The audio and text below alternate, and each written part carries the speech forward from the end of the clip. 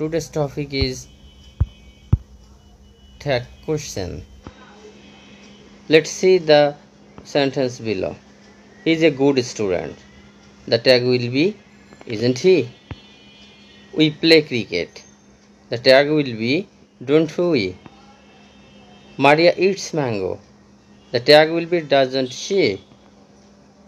She doesn't eat rice. Does she? Hassan is not a regular student. Is he? Now what is tag question? Let's discuss in English. সাধারণত conversation বা কথোপকথনের সময় কোনো বিবৃতি উপস্থাপন করলে এর সত্যতা যাচাইয়ের প্রয়োজন হয়। ফলে যে কোশ্চেন বা প্রশ্ন জিজ্ঞাসা করা হয় তাকেই ট্যাগ কোশ্চেন বলা হয়। সুতরাং আরেকটু স্পষ্ট করে আমরা বলতে পারি, কনভারসেশনের সময় সেন্টেন্সের শেষে যদি কোনো সমর্থনসূচক প্রশ্ন যোগ করা হয় তাকে ট্যাগ কোশ্চেন বলে। ট্যাগ কোশ্চেনের মাধ্যমে বক্তা সাধারণত তার ধারণাকৃত কোনো বিষয়ের সত্যতা যাচাই করে থাকে। আমরা দুটা উদাহরণ এখানে দেখি। Taher can not fly a plane. এখানে ট্যাগ হবে can he. But can fly in the sky. Can't they. আমরা একটু আসি এখানে। ট্যাগ কোশ্চেন গঠনে যে সমস্ত অক্সিলারি ব্যবহৃত হয় তাদেরকে অপারেটর বলা হয়। যেমন ট্যাগ কোশ্চেনের সময় সাধারণত এই অপারেটরগুলো ব্যবহৃত হয়, যেমন does, do, did, am, is, are, was, were, have, has, had, shall, will, should, would, can, could, might, must, ought to, dare এবং নিড। স্বাভাবিকভাবে এই অক্সিলারিগুলো ব্যবহার করেই আমরা ট্যাগ কোশ্চেন করে থাকব। নেগেটিভ ট্যাগ কোশ্চেন এর উপরিউক্ত অপারেটরগুলোর শর্ট ফর্ম বসে, যেমন ডু নট, এটা আমরা ডোন্ট বলবো। ডাজ নট, ডাজন্ট বলবো। ডিড নট, ডিডন্ট বলবো। অ্যাম নট, এটা আরেন্ট বলবো। এইমড হয় না, এটা আরেন্ট বলবো আমরা। Is not, isn't. Are not, aren't. Will not, won't. Should not, shouldn't, would not, wouldn't, cannot, can't, could not, couldn't, was not, wasn't, were not, weren't, have not, haven't, has not, hasn't, had not, hadn't, shall not, shalln't, might not, mightn't, must not, mustn't, ought not, oughtn't, dare not, daren't, need not, needn't, use not, usedn't। Tag কোশ্চেনের সাধারণ নিয়মগুলো সম্পর্কে আমরা একটু বিস্তারিত জানব। বাক্যের প্রথম অংশ অ্যাফার্মেটিভ হলে ট্যাগ হবে নেগেটিভ। এটি খুবই গুরুত্বপূর্ণ। বাক্যের প্রথম অংশ যদি আমরা, অর্থাৎ সেন্টেন্সটা যদি অ্যাফার্মেটিভ হয়, ট্যাগটা হবে নেগেটিভ। কিন্তু বাক্য যদি প্রথম অংশ নেগেটিভ হলে ট্যাগ হবে অ্যাফার্মেটিভ। ট্যাগ কোশ্চেনের নেগেটিভ ভার্বের সংক্ষিপ্ত রূপ ব্যবহৃত হয়। আমরা একটা উদাহরণ দেখি এখানে। Rana is a good student. এখানে প্রথম অংশটি অ্যাফার্মেটিভ আছে, তাহলে ট্যাগটা অবশ্যই নেগেটিভ হবে। এখানে হবে ইজেন্ট, সাবজেক্ট আছে রানা, তাহলে এখানে ইজেন্ট শি হবে। মারিয়া ইটস ম্যাঙ্গো। এখানে অক্সিলারি ভার্ব নাই, মারিয়ার পরে ডাজ বসে। যেহেতু সেন্টেন্সটা অ্যাফার্মেটিভ, সুতরাং এখানে ট্যাগ হবে নেগেটিভ। সুতরাং এখানে আমরা ডাজন্ট শি ব্যবহার করব। She does not eat rice. তাহলে এখানে ডাজ নট আছে নেগেটিভ, অর্থাৎ সেন্টেন্সটা নেগেটিভ, আমরা ট্যাগটা করব পজিটিভ, অর্থাৎ ডাজন্ট শি করব, ডাজ শি করব। Hasan is not a regular student. এখানে সেন্টেন্সটি নেগেটিভ, ট্যাগটা করব পজিটিভ, সুতরাং ইজ হি এটি ব্যবহার করব। কোনো বাক্য ইনকমপ্লিট থাকলে ট্যাগ করতে হলে বাক্যটি কমপ্লিট ধরে ট্যাগ করতে হবে। যেমন এখানে একটা not a very good film. প্রকৃতপক্ষে বাক্যটি কিন্তু হবে it was not a very good film. What a pity. প্রকৃত বাক্যটি কিন্তু এখানে what a pity it is. অর্থাৎ অসম্পূর্ণ বাক্যগুলোকে আমরা সম্পূর্ণ ধরেই ট্যাগ করব। নাবোধক বাক্য do not, does not, did not থাকলে ট্যাগ করতে প্রদত্ত ক্রিয়া থেকে নট তুলে দিয়ে এখানে অক্সিলারি ক্রিয়া প্লাস কর্তার প্রোনাউন ফর্ম ব্যবহার করতে হবে। যেমন কবিতা ডাজ নট স্লিপ। এখানে কবিতা ডিড নট স্লিপ। এখানে আমরা নট তুলে দিব, থাকবে শুধু ডিড। কবিতার ক্ষেত্রে আমরা শি লিখব, অর্থাৎ did she.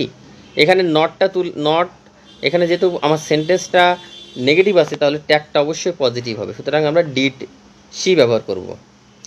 I do not like him, এখানে ডু নট নেগেটিভ আছে, সুতরাং do I. Reba does not take tea, তাহলে এখানে যেহেতু সেন্টেন্সটি নেগেটিভ আছে ট্যাগটা হবে পজিটিভ, তাহলে ডাজ শি এটি আমরা ব্যবহার করব।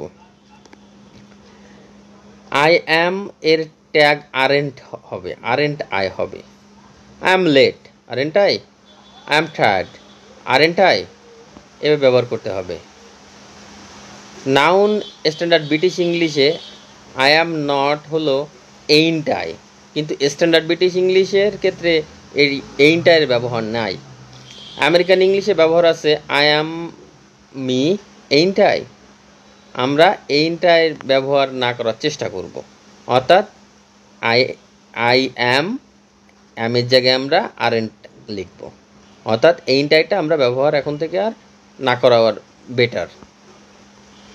ট্যাগ কোশ্চেনে দেয়ার সাবজেক্ট হিসেবে ব্যবহৃত হলে there is something wrong, isn't there, অর্থাৎ দেয়ার সাবজেক্ট হিসেবে ব্যবহার করলে ট্যাগের ক্ষেত্রেও আমরা দেয়ারই ব্যবহার করব।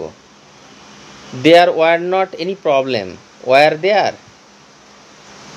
নাও নান অক্সিলারি হ্যাভ বা হ্যাজকে দুইভাবে ট্যাগ করা যায়, যেমন Kamal has a car, hasn't বা ডাজেন হি এটি ব্যবহার করতে হবে।